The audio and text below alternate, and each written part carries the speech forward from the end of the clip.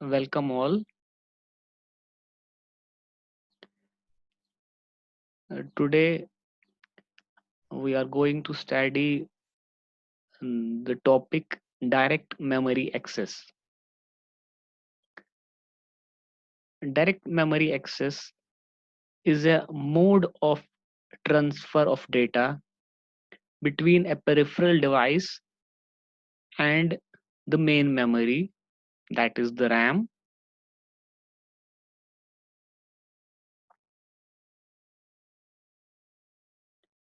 So this transfer is different from other modes of transfer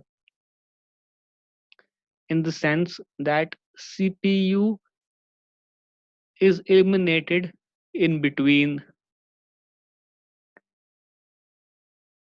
In other modes of transfer, the CPU performs the job of this transmission. So if something is to be transferred from a magnetic disk to a RAM, the data goes via the CPU. But in DMA, the CPU does not perform this role. For performing this role, there is a DMAC which is called DMA controller. So there is a controller which controls this transmission of this transfer of data between the peripheral device and the RAM. So that is why we say that DMA is a feature of computer systems that allows certain hardware subsystems to access RAM independent of the CPU. But CPU will still have a certain role to play. What is that? The CPU will initiate the transfer. After initiating the transfer, it will give the control to the DMAC. DMAC means direct memory access controller. So that controller will do the further transfer. And in the meantime, the CPU will do other operations if it has any and if it can. So it will do other operations in that time in which the transfer will happen. And when the DMAC has done the work of transfer, it will interrupt the CPU and tell the CPU that I have done the work. It will tell the CPU I have done the work. So how will this occur? Let us have a look at this diagram. This diagram shows that a computer which uses DMA will have this type of controlling within the CPU. CPU will generate these types of controls.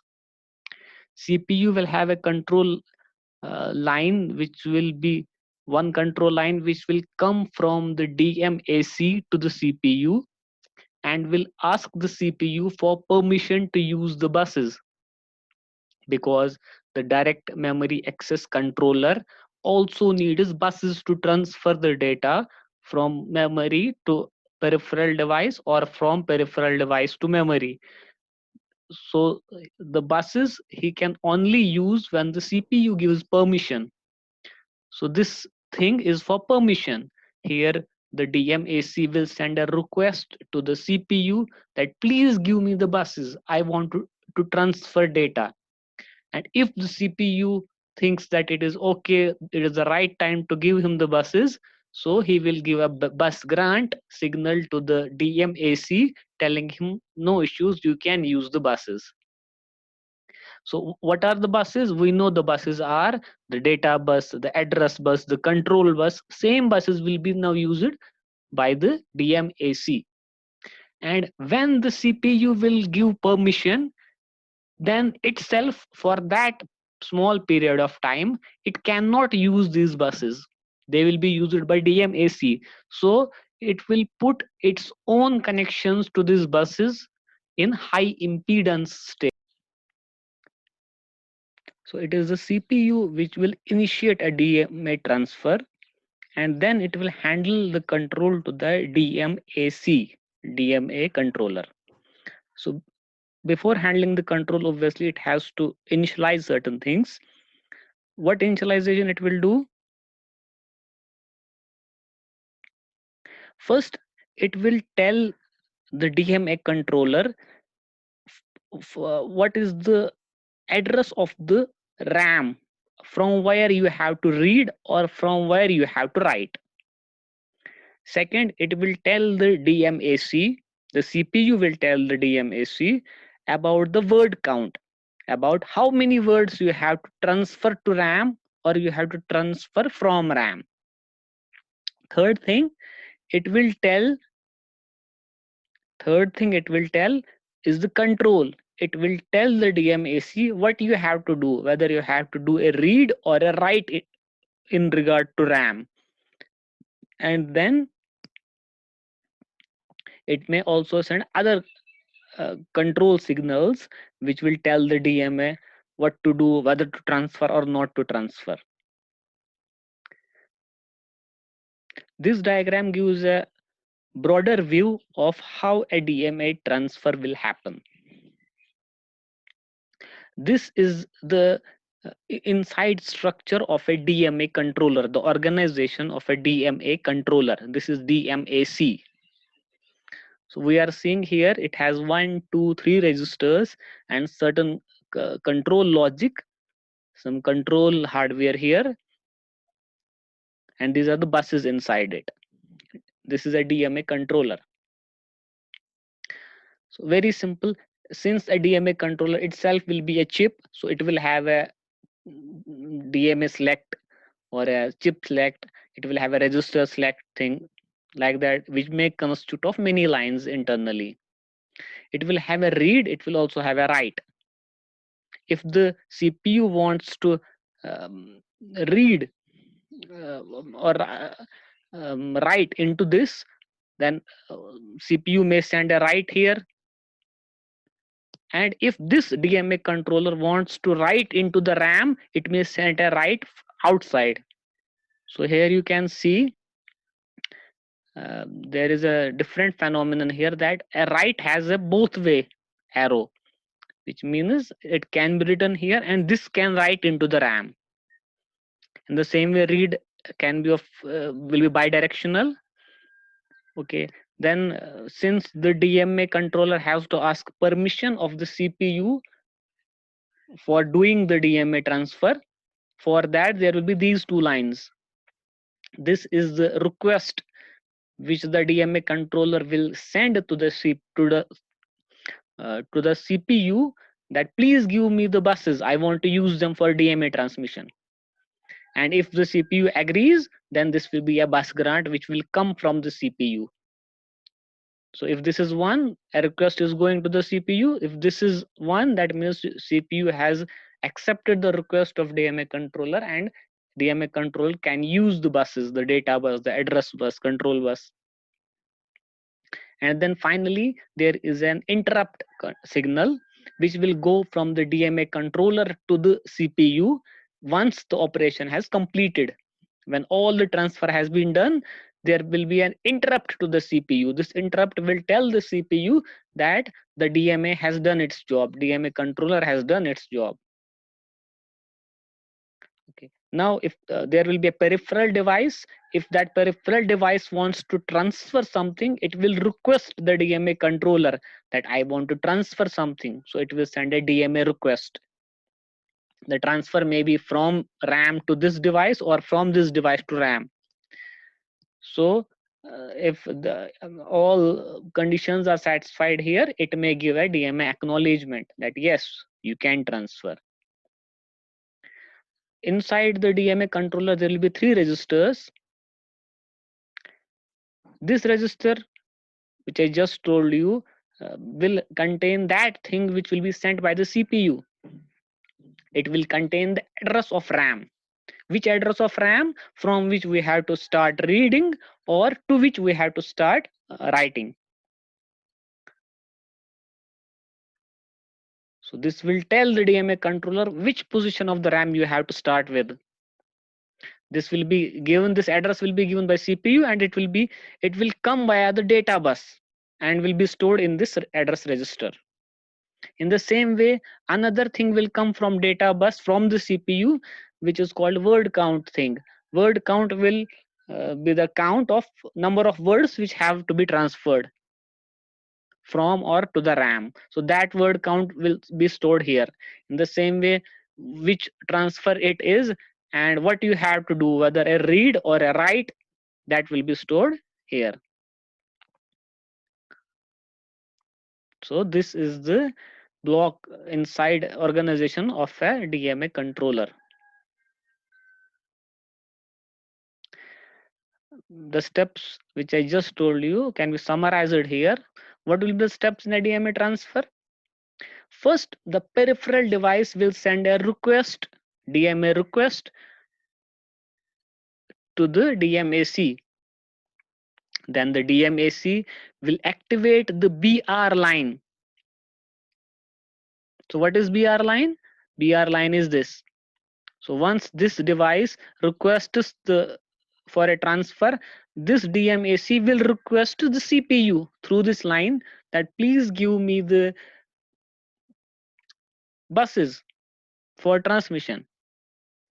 And if the CPU is ready, it will initiate the things and will give a bus grant. So the third step will be the CPU will respond with a bus grant signal, which will mean that DMAC can use buses. That CPU has disabled its own buses, now DMAC can use those buses. The DMAC then will put the current value of address register into the address bus. So whatever is here will be put into this address bus and the transfer will start. After putting the address into address bus, it has to also tell which type of transfer I have to do, read or write. So it will put on the read signal or the write signal, and at the same time it will do this DMA acknowledge. So if the CPU gives permission for DMA transfer, three things will happen at a time. One, the address will be put here on the address bus. Second, the acknowledgement will be sent to this device that okay, we are ready for transfer. And third thing, one of these lines will be put on, whether you have to read or write in the outside direction. Then step number 5, one word will get transferred from the peripheral device to the memory or from the memory to the peripheral device. So all these things will be done and one word will be transferred. And once the one word is transferred, the DMAC will increment its address register. So this address register will be incremented. So if the word number 70 from RAM has been transferred, now you have to transfer word number 71, then 72. That is why there will be an increment here. And there should be a decrement here because this is the number of words which we have to transmit. So an increment here, then a decrement here. So that means there will be a increment in address register and a decrement in word count register.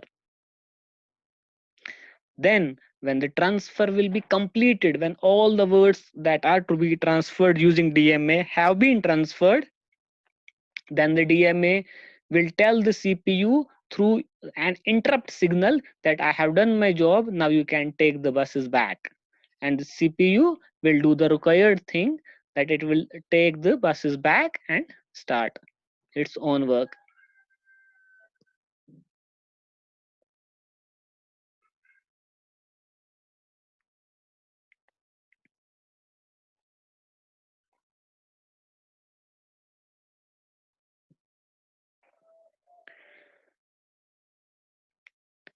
This is another diagram on your screen. This diagram is showing the block diagram of all these.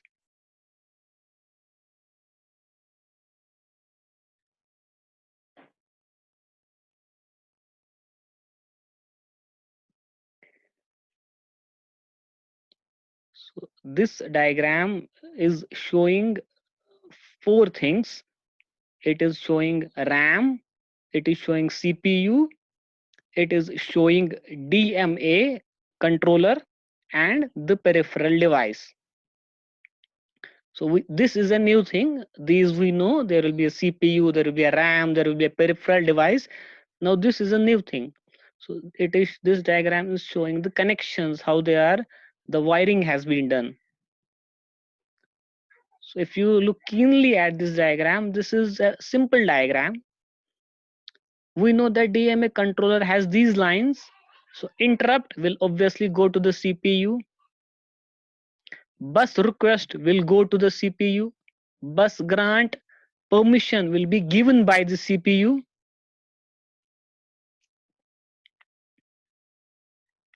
So this is wrong here. This cannot be. So the bus grant will be from the CPU to this. It will not be bidirectional. So the arrow must be this way only. Then these things we know they are the selection lines. So the selection lines actually are the address buses. So they will come from the address thing. So CPU will give the address, means it will select the DMA controller chip.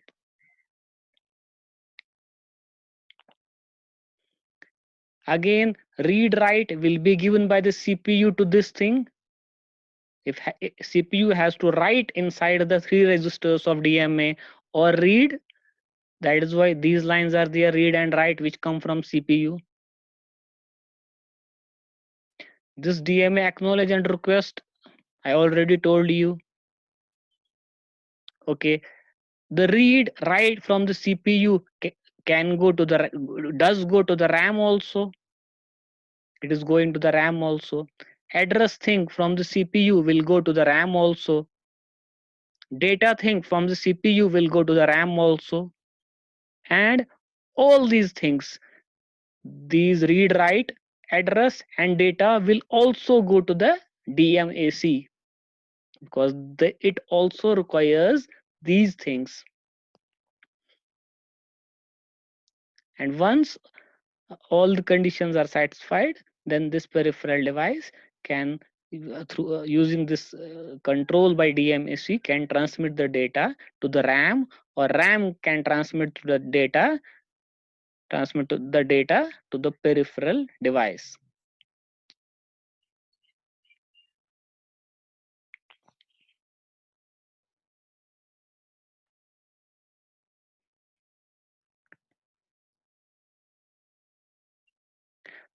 We can also now have a look on the 3 modes of operation in DMA.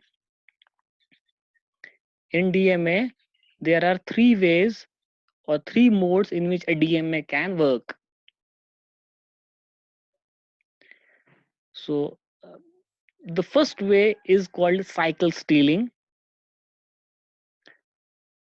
What is cycle stealing mode? Cycle stealing mode is a mode in which the CPU gives the control of buses to the DMA controller for only a small amount of time, a time in which the DMA controller can transfer only one word. So the computer is working normally, the CPU is working normally. Just for few milliseconds, it will give the buses to the DMA controller, and in those few milliseconds, the DMA controller will transfer one word and will give the control back to the CPU. So it may happen like this: the CPU does its own work, then gives the control to DMA controller, which transfers one word. Then the CPU again does its own work, then the DMA transfers one word, then the CPU again does its own work, then the DMA transfers one word, and so on.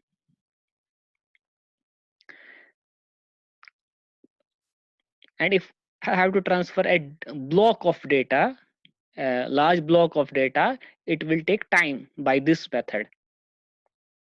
So this method is called a cycle stealing, as if one cycle is being stolen from the CPU for a transmission, and then after some time another cycle is being stolen. Second mode of transfer is called burst mode or block transfer. In this mode of transfer, CPU gives permission to the DMAC to transfer an entire block at a time. So if there is a block of data, it may be transferred at a time. This type of transfer is usually used when you have to read or write a magnetic disk, because usually magnetic disk, when we read a magnetic disk, we don't read one word, we read many words. It may be 500 and 5000 words. So CPU may give permission for a single reading of 5000 words, and then the control will be given back to the CPU of the buses.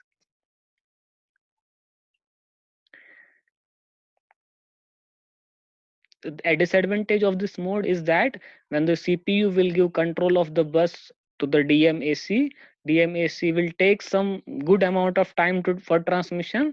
So that means CPU may after some time remain inactive, because it also needs buses.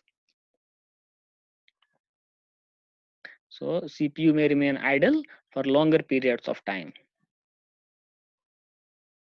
The third mode of transfer is called a transparent mode or hidden mode. In this mode, what is done, that the computer, the CPU works normally. Whenever the DMAC requires buses, it has to wait for the CPU to complete its job. When the CPU will be free, or when the CPU will be doing something where it does not use buses, in that time slot it may give the buses to the DMA controller. So in terms of overall system performance, this is the most efficient way, but obviously it will take much more time for a transferring block of data.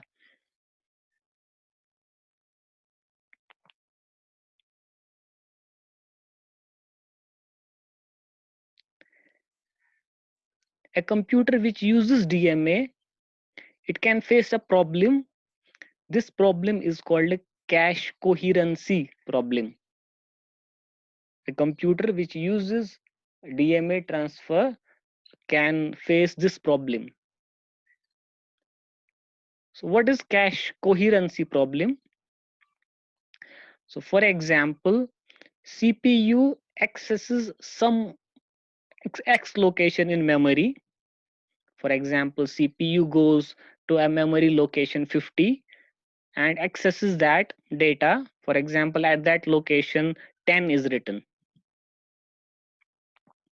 Whenever CPU accesses something from RAM, we very well know that that thing is stored in cache. And then CPU does perform some operations on that data. The data is updated, for example, and X is updated.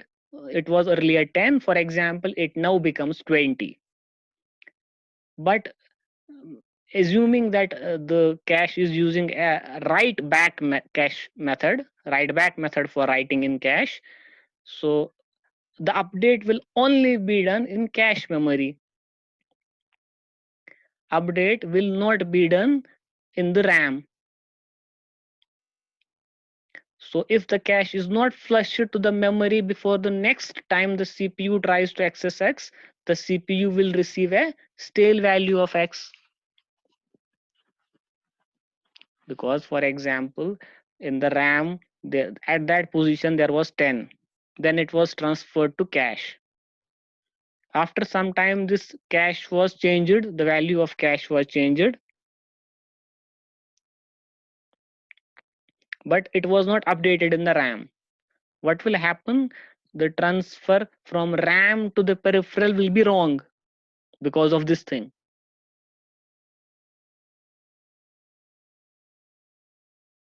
Another way of this coherency problem can be seen by other way also. What is that? CPU accesses a location X. The current value of X gets stored in RAM. DMA transfer, because at the back DMA transfer is happening, it changes the value of X in RAM. That means the value of X in cache and the value of same X in RAM will be different. So if this value is not invalidated, again the CPU will get a stale value of X. It will get a false value, incorrect value of X.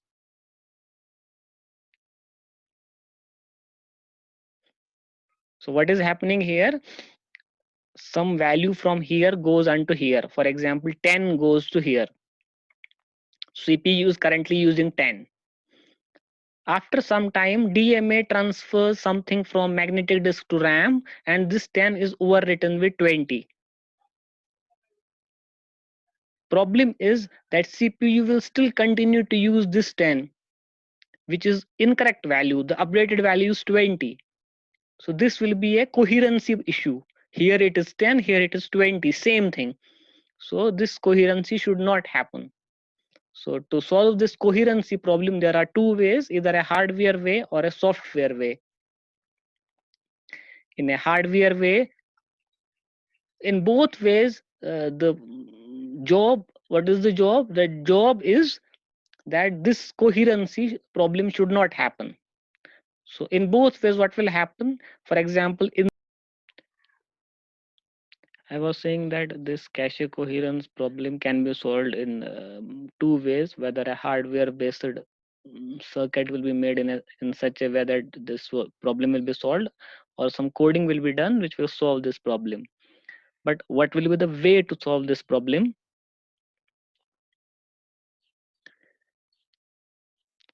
That if something gets from here to here and CPU is operating this thing, and after some time, because of DMA transfer, this thing has updated, it has changed its value, then this this address entry here should be invalidated. So these methods will invalidate this thing. It will tell the CPU that this value is now invalid, it has been updated. So such things can be done to solve this coherency issue.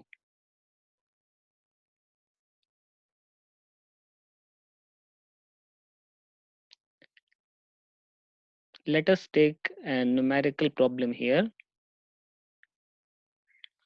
So the question says, it is necessary to transfer 256 words from a magnetic disk to a memory section. So the transfer is between a magnetic disk and RAM.